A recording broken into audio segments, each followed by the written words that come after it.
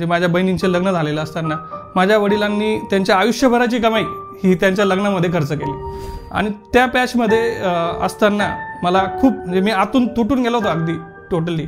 एक इंग्लिशमध्ये खूप सुंदर वाक्य आहे की to love someone is very easy but to trust someone is very difficult.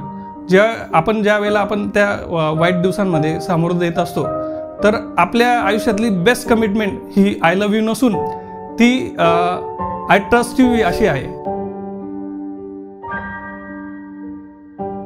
नमस्कार, मी भरत यशवंत चौधरी, सहाय्यक पोलीस निरीक्षक. मी 2012 साली झालेल्या MPSC एक्झाममध्ये संपूर्ण महाराष्ट्रातून OBC स्पोर्ट्स संवर्गातून PSIच्या एक्झाममध्ये सेकंड आलेलो आहे. अशा प्रकारे माझं सिलेक्शन झालेलं आहे. माझी कौटुंबिक पार्श्वभूमी म्हणजे माझी घरची परिस्थिती ही आर्थिकदृष्ट्या अतिशय नाजूक होती. 4 भावंड असल्यामुळे संपूर्ण कुटुंबाची जबाबदारी ही एकट्या वडिलांवर होते. घरामध्ये एकटे वडीलच कमवत होते, बाकी 4 भावंड आणि माझी आई आम्ही सर्व घरामध्ये राहत होतो. तर या संपूर्ण याच्यामध्ये वडिलांवर ते एकमेव इकॉनॉमिकल सोर्स असल्यामुळे त्यांच्यावरच डिपेंड राहावं लागत होतं. त्याच्यामुळे सर्वांना सर्व गरजा पुरवणं जवळजवळ शक्य नव्हतं. पण त्या सर्व याच्यामध्ये त्या पेमेंटमध्ये त्यांनी संपूर्ण घर अगदी व्यवस्थितपणे सांभाळलं आणि आम्हाला आमचं पालनपोषण अगदी योग्यरित्या पूर्ण केलं. माझी आईसुद्धा माझ्या वडिलांना आर्थिक याच्यामध्ये भरपूर मदत करत होती. माझी आई पापडं लाटायची, पुरणपोळ्या करायची आणि तीसुद्धा अशा प्रकारे तिने स्वतः काही जबाबदाऱ्या स्वतःच्या खांद्यावर घेऊन आमचं घर आर्थिकदृष्ट्या व्यवस्थित स्टेबल केलं.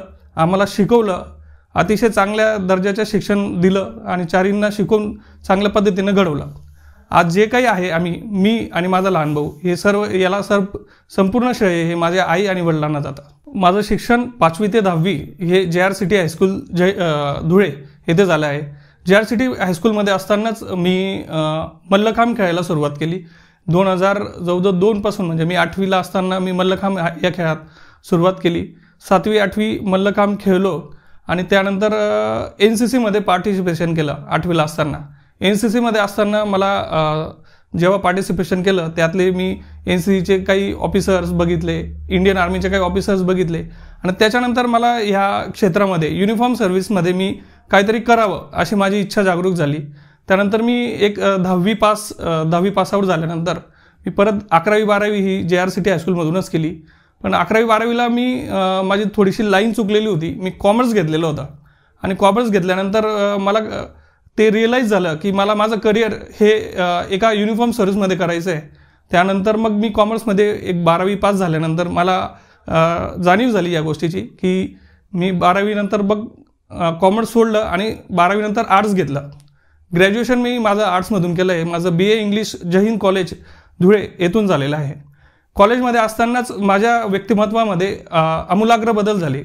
कारण जय हिंद कॉलेज हे अतिशय चांगल्या दर्जाचं कॉलेज आहे धुळे शहरामध्ये आणि या कॉलेजमध्ये शिकत असताना मला कल्चरल ॲक्टिव्हिटीज, आपलं एक्स्ट्रा करिक्युलर ॲक्टिव्हिटीजमध्ये मी खूप ॲक्टिव्हली पार्टिसिपेशन केलं आणि या एक्स्ट्रा करिक्युलर ॲक्टिव्हिटीजमध्ये ॲक्टिव्हली पार्टिसिपेशन केल्यामुळे मला खूप आत्मविश्वास निर्माण झाला माझ्या स्वतःमध्ये आणि त्यानंतर माझ्या व्यक्तिमत्वामध्ये अनेक आमूलाग्र बदल होत गेले. मी NCCचा कॅडेट होतो. NCCचा कॅडेट असताना मी NCCमध्ये नॅशनल कॅम्पमध्ये मला एक सुवर्णपदक मिळालं. मी स्पोर्ट्समध्ये होतो. स्पोर्ट्समध्ये सुद्धा मी रायफल शूटिंग या खेळामध्ये राष्ट्रीय पातळीवर एक नॅशनल गोल्ड मेडल मिळवू शकलो आणि या सर्व याच्यामध्ये मी भाग घेतल्यानंतर मला जेव्हा कळालं की या सर्व याच्या पार्टिसिपेशन केल्यामुळे याच्यात मी विविध स्तरावर यश प्राप्त केल्यामुळे माझ्या व्यक्तिमत्वामध्ये अनेक चांगल्या प्रकारचे चेंजेस झाले आणि हे चेंजेस त्यानंतर मला आजही माझ्या आयुष्यामध्ये उपयोगी पडत आहेत. हे शिक्षण घेत असतानाच ग्रॅज्युएशनला असताना माझ्या बहिणी माझ्यापेक्षा वयाने मोठ्या होत्या आणि ज्या वेळेला माझ्या बहिणींचं लग्न ठरलं त्यावेळेला आपल्या पारंपरिक रूढीप्रमाणे आपण तिचं लग्न ठरल्यानंतर काही गोष्टी असतात ज्या आपल्याला कराव्या लागतात, त्या आम्ही केल्या आणि त्यानंतर मला जाणीव झाली की आपल्या घरामध्ये थोडं इकॉनॉमिकल क्रायसिस आहेत. इकॉनॉमिकली आपण एवढे सस्टेन नाही आहेत, एवढे मजबूत नाही आहेत. मग त्यानंतर बहिणीचं लग्न, माझ्या मोठ्या बहिणीचं लग्न, माझ्या 2 नंबरच्या बहिणीचं लग्न हे माझ्यासमोर माझ्या घरामध्ये लागलं आणि त्यानंतर मला कळालं आणि मला जाणीव झाली या गोष्टीची की आपण कुठेतरी आता इकॉनॉमिकल आपल्या घराला आधार दिला पाहिजे. आणि त्या दृष्टीने मी माझं पाऊल टाकायला सुरुवात केली. या सर्व परिस्थितींमध्ये असताना म्हणजे माझ्या बहिणींचे लग्न झालेलं असताना माझ्या वडिलांनी त्यांच्या आयुष्यभराची कमाई ही त्यांच्या लग्नामध्ये खर्च केली. आणि ते त्यांचं लग्न झाल्यानंतर अतिशय चांगल्या पद्धतीने ते चांगल्या घरामध्ये दिले, पण संपूर्ण आयुष्याची कमाई त्यांनी त्या मुलींच्या लग्नामध्ये खर्च केली. आणि तेव्हा मला जाणीव झाली की आता आता या घराची जबाबदारी मी माझ्या खांद्यावर घेतली पाहिजे आणि मी स्वतः काहीतरी करून दाखवलं पाहिजे. माझ्या आईवडिलांनी मला असं कधी सांगितलं नाही की तू काहीतरी कर म्हणून, हे कर म्हणून, पण मी स्वतःच माझ्या डोळ्यांनी जेव्हा या गोष्टी बघत होतो तर त्यावेळेला मला स्वतःला त्या गोष्टीची जाणीव झाली की आता मी मोठा झालो आहे, मी माझ्या खांद्यावर काहीतरी जबाबदारी घेतली पाहिजे. साधारण 10वीची एक्झाम झाल्यानंतर मी एका धुळ्याच्या मोदराज हॉटेलमध्ये तिथे कामाला लागलो. सुट्टीच्या दिवसांमध्ये मी काम पण करायचो आणि बाकीच्या दिवसांमध्ये अभ्यास पण करायचो. तर हे करत असताना मी मोदराज हॉटेलमध्ये एक जॉब स्वीकारला. तिथे मी सुरुवातीला एका हॉटेलमध्ये वेटरचं काम केलं. त्यानंतर माझं एक कॉमर्समध्ये शिकत असताना मला टॅली येत होतं, हिशोब करता येत होता. त्यानंतर त्या हॉटेलच्या मालकांनी बघितलं की याला हिशोब चांगल्या पद्धतीने येतोय. मग त्यांनी मला त्या टेबलावर बसवलं आणि मला हिशोबाचं काम माझ्याकडे दिलं. तर हा प्रवास करत असताना मी माझ्या लाईफमध्ये कामं देखील केलेली आहेत. जेव्हा मला असं वाटलं की काहीतरी जबाबदारी मी घ्यावी माझ्या खांद्यावर, त्यावेळेला मी काम पण करत होतो, एज्युकेशन पण करत होतो. आणि हे सगळं करत असताना माझं ध्येय हे युनिफॉर्म सर्व्हिसमध्ये जाणं हेच होतं. तर त्या दृष्टीने मी सुरुवात केली. मग सुरुवात केल्यानंतर मी आधी under UPSC CDS combined defence services याची एक्झाम असते, ती एक्झाम पास केली, त्याच्या इंटरव्ह्यू दिल्या, पण फायनली तिथे काही सिलेक्शन होऊ शकलं नाही. आणि त्यानंतर मग त्या इंटरव्ह्यू झाल्यानंतर थोडासा एक बॅड पॅच तयार झाला माझ्या आयुष्यामध्ये. आणि तो बॅड पॅच पण फार महत्त्वाचा होता, कारण त्या बॅड पॅचमध्ये मला असं वाटतं की आपण एक इंग्लिशमध्ये खूप सुंदर वाक्य आहे की to love someone is very easy but to trust someone is very difficult. ज्या वेळेला आपण त्या वाईट दिवसांमध्ये सामोरं देत असतो तर आपल्या आयुष्यातली best commitment he I love you नसून ती आय ट्रस्ट यू अशी आहे. कारण या बॅड पॅचमध्ये जर आपल्यावर कोणी विश्वास ठेवला, ज्या प्रकारे मी माझ्या बॅड पॅचमध्ये असताना माझ्या आईवडिलांनी, माझ्या मित्रांनी आणि माझ्या जवळच्या लोकांनी माझ्यावर एक विश्वास ठेवला होता. आणि तो विश्वास आज मी जे काही आहे त्यांचाच तो विश्वास मी आज जे काही आहे ते त्या विश्वासामुळेच आहेत. आणि त्यांनी ठेवलेल्या या विश्वासामुळे मी माझ्या आयुष्याला कुठेही माझं पाऊल न डगमगता योग्य दिशेने माझा प्रवास करत राहिलो. आणि त्याच विश्वासामुळे मी आज इथपर्यंत पोहोचलो आहे. ही एक्झाम देत असताना मी CDSच्या 3 इंटरव्ह्यू दिल्या. टोटल तिघही इंटरव्ह्यूमध्ये मी फेल झालो. आणि जेव्हा माझी लास्ट इंटरव्ह्यू होती ती बँगलोरला होती, SSB इंटरव्ह्यू. बँगलोरला असताना त्यावर्षी मी खूप चांगल्या पद्धतीने तयारी केलेली होती आणि त्यावर्षी मला असं वाटलं होतं की येस, मी आता ह्या इंटरव्ह्यू क्रॅक करेल आणि इथे सिलेक्टच होईल. पण त्यावेळेला मी त्या SSB इंटरव्ह्यू ही टोटल 5 दिवसाची असते. त्याच्यात पहिल्या दिवशी स्क्रीन इन होते आणि मी स्क्रीनच आउट झालो. पहिल्याच राऊंडमध्ये मी बाहेर पडलो. आणि मी आणि माझा एक मित्र चेतन असे आम्ही दोघं त्या इंटरव्ह्यूसाठी क्वालिफाय झालेलो होतो आणि आम्ही दोघंही पहिल्याच दिवशी आउट झालो. तर अक्षरशः त्या दिवशी माझ्या आयुष्यातला सगळ्यात वाईट दिवस होता तो दिवस. आम्ही बँगलोरहून तर मनमाडपर्यंत अगदी दोघांनी रडत प्रवास केला. तो माझ्याकडे बघायचा आणि मी त्याच्याकडे बघायचो. तर हा प्रवास हा माझ्या आयुष्यातला सगळ्यात दुःखदायक प्रवास होता त्यावेळेला. आणि त्या पॅचमध्ये असताना मला खूप मी आतून तुटून गेलो होतो अगदी टोटली.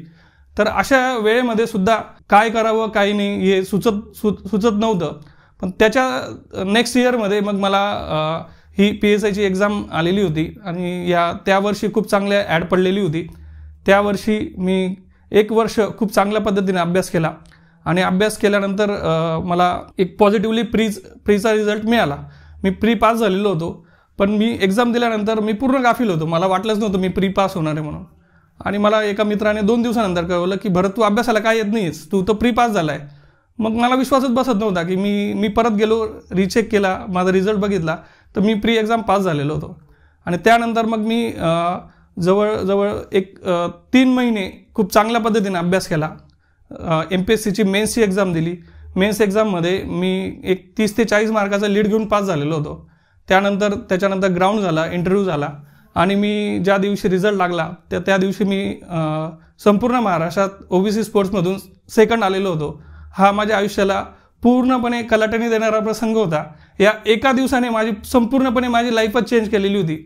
त्यानंतर न्यूजपेपर आणि पूर्ण शहरामध्ये अनेक न्यूजपेपरमध्ये माझे बातमी आली आणि त्या एकाच दिवसामध्ये माझी संपूर्ण लाईफ चेंज झाली. त्या दिवसापासून तर आत्तापर्यंत माझ्या लाईफमध्ये जे पॉझिटिव्हली चेंजेस होत आहेत ती खूप चांगल्या पद्धतीने पॉझिटिव्हली चेंजेस होत आहेत. हे करत असतानाच त्यानंतर मी 1 वर्षाच्या ट्रेनिंगला गेलो.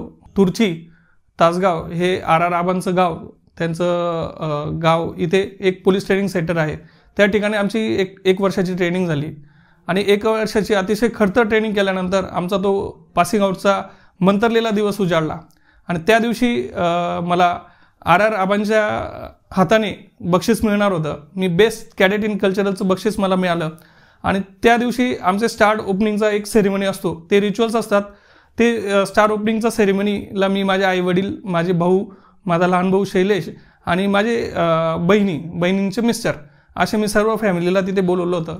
आणि त्या दिवशी ज्या वेळेला मला बेस्ट कॅडेट इन कल्चरलचं बक्षीस माझ्या आईवडिलांसमोर मिळालं, त्या दिवशी माझ्या आईवडिलांच्या डोळ्यातून मी ते आनंदाश्रू बघितले. त्यावेळेला तर मला असं वाटत होतं की मी अख्खं जग जिंकलोय, अशी फिलिंग त्यावेळेला माझ्यामध्ये होती. कारण आपण आपल्या आयुष्यामध्ये काहीही करा, पण जर आपण आपल्या आईवडिलांच्या डोळ्यामध्ये जर आनंदाश्रू बघत असाल जिवंतपणी, तर ते आनंदाश्रू इतकं किमती दुसऱ्या आयुष्यामध्ये काहीच नाही आहे असं मला वाटतं. मी 8वीमध्ये असताना ज्या वेळेला मल्लखांब खेळत होतो, 8वी 9वी 10वी मल्लखांब खेळत असताना त्या क्रीडा शिक्षकांशी माझे एकदा वाद झाले आणि त्या क्रीडा शिक्षकांनी मला खूप त्रास दिला. मानसिकरित्या, शारीरिकरित्या त्यांनी खूप डेंजरसली मला त्रास दिला. आणि त्यानंतर मी पूर्ण डिप्रेशनमध्ये गेलो. ती वेळ अशी होती की मी कोणाला सांगूही शकत नव्हतो की काय झालं आहे, काय नाही. पण त्यांनी मला पर्सनली टार्गेट केलं आणि त्यानंतर मग मी असं ठरवलं की तो खेळ आता मी काही खेळून उपयोग नाही. कारण त्या खेळातले ते पंचच होते आणि ते मला मार्कच देत नव्हते किंवा ते मला पर्सनल खुन्नस माझ्याशी काढत होते. त्यामुळे मी मल्लखांब हा खेळ सोडला आणि मी रायफल शूटिंगकडे वळालो. रायफल शूटिंगमध्ये मी ज्या वेळेला गेलो तर त्यावेळेला मला मल्लखांब मी खेळला असल्याचा मला खूप फायदा झाला. त्यावेळेला मी जी आसनं करायचो, योगासनं करायचो, माझं कॉन्सन्ट्रेशन खूप चांगल्या पद्धतीचं होतं. ज्यावेळेला मी पहिल्यांदा रायफल हातात घेतली आणि मी प्रॅक्टिस करायला लागलो तर माझे कोच होते विशाल जोशी सर. त्यांना ते लक्षात आलं की हा फार लवकर चांगल्या पद्धतीची ग्रिप पकडतोय, चांगल्या पद्धतीने बॅलन्स करतोय आणि चांगल्या पद्धतीची रायफल शूटिंग करतोय. ते कळाल्यानंतर त्यांनी मला सांगितलं की तुला आता या पुढील कॉम्पिटिशनमध्ये सहभाग घ्यायचा आहे स्टेट लेवलमध्ये, तू तुझ्या पद्धतीने चांगली तयारी कर. त्यांचं मला मार्गदर्शन मिळालं आणि मी माझ्या पद्धतीने तयारी केली. माझ्या पहिल्या स्टेट लेवल कॉम्पिटिशनमध्ये मी स्टेट लेवलला एक कॅप्टन इजिकल या स्पर्धेमध्ये ब्रॉन्झ मेडल मिळवलं आणि तिथून माझ्या रायफल शूटिंग या खेळाची सुरुवात झाली. त्यानंतर मी रायफल शूटिंग खेळामध्ये जात असताना 2010मध्ये ऑल इंडिया जी.व्ही. मावळणकर या चॅम्पियनशिपमध्ये मी 2008मध्ये 10वा आलो. त्यानंतर 2009मध्ये मी जी.व्ही. मावळणकर चॅम्पियनशिपमध्ये 5वा आलो आणि 2010मध्ये मला राष्ट्रीय स्पर्धांमध्ये जी.व्ही. Mavalankar all India जी.व्ही. Mavalankar championship या स्पर्धेमध्ये सुवर्णपदक प्राप्त झाला. आणि या सुवर्णपदकामुळेच माझी टोटली पूर्ण लाईफ चेंज झाली. आता मी ज्या PSI झालो, ह्या PSIचं सिलेक्शनसुद्धा माझं स्पोर्ट्स या कॅटेगरीमधून झालेलं आहे. त्या ऑल इंडियाच्या स्पर्धेमध्ये मला जे नॅशनल गोल्ड मिळालं, त्या गोल्डवर मी स्पोर्ट्स कॅटेगरीमध्ये आलो आणि त्या स्पोर्ट्स कॅटेगरीमधून मी PSI झालो. एक स्पोर्ट्समनची लाईफ ही अशी असते की ती आपट्याच्या पानासारखी असते. ज्यावेळेला तो फॉर्ममध्ये असतो तर जसं दसऱ्याच्या दिवशी ते आपट्याचं पान हे सोनं असतं, तसाच तो स्पोर्ट्समन हा त्याच्या फॉर्ममध्ये जर असेल तर तो सोनं असतो. पण तो जर त्याचा फॉर्म गेला आणि तो फॉर्ममध्ये नसला तर दुसऱ्याच दिवशी तो कचरा झालेला असतो. याचं मूर्तिमंत उदाहरण म्हणजे आपण बघितलं होतं की 2011च्या वर्ल्ड कपमध्ये आपल्याला युवराज सिंगने तो वर्ल्ड कप मिळवून देण्यामध्ये फार मोलाचा वाटा घेतला. पण त्याच नंतर एक 2015 ते 16मध्ये तो अनसोल्ड राहिला IPLच्या स्पर्धेमध्ये. तर ही सिच्युएशन प्रत्येक स्पोर्ट्समनच्या लाईफमध्ये येते. आपण ज्या वेळेला फॉर्ममध्ये असू, ज्या वेळेला आपण सोन्याची किंमत आपल्याला मिळत असेल, त्याच वेळेला आपण आर्थिकदृष्ट्या आपण स्वतःला सस्टेनेबल केलं पाहिजे असं मला वाटतं.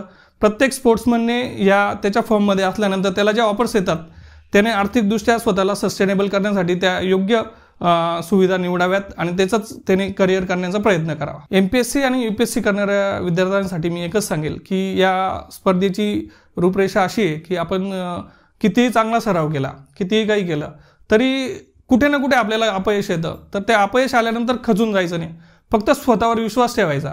बऱ्याच वेळेला आपण काय करतो की आपल्याला काही प्रॉब्लेम्स दिसतात, काहीतरी आपल्याला अपयश आलेलं असतं आणि आपण तिथेच थांबून जातो. तर तिथे न थांबता अजून एक प्रयत्न करणं महत्त्वाचं असतं आणि तो पुन्हा आपण जो प्रयत्न करतो तो पूर्ण ताकदीनिशी आपण तो प्रयत्न केला पाहिजे. ज्या प्रकारे आपण जर आपण थांबून गेलो तर आपण थांबलं तर आपलं आयुष्य जवळजवळ तिथे थांबून जातं. आपण चालत राहिलं पाहिजे, आपण नेक्स्ट अटेम्प्ट करत राहिले पाहिजे आणि नेक्स्ट अटेम्प्ट करत करत जर आपण आपला स्वतःवर विश्वास ठेवला, योग्य मार्गदर्शन करून योग्य मार्गदर्शन घेऊन जर आपण योग्य डिसिजन घेतले तर आपलं सिलेक्शन हे नक्कीच होणार. फक्त स्वतःवर विश्वास ठेवला पाहिजे. कारण एक छान वाक्य आहे की if you are able to perform in odd situation you conquer yourself. तर या ऑड सिच्युएशनमध्ये आपण फक्त स्वतःला सातत्यपूर्ण आपले प्रयत्न केले पाहिजे. जर हे सातत्यपूर्ण प्रयत्न असतील तर यश आपल्याला नक्कीच मिळतं. माझ्या जीवनाचा अशा प्रकारचा प्रवास हा लाईफ स्टोरी चॅनलने मला इथे येऊन बोलण्याची संधी दिली, त्याबद्दल मी त्यांचा आभारी आहे.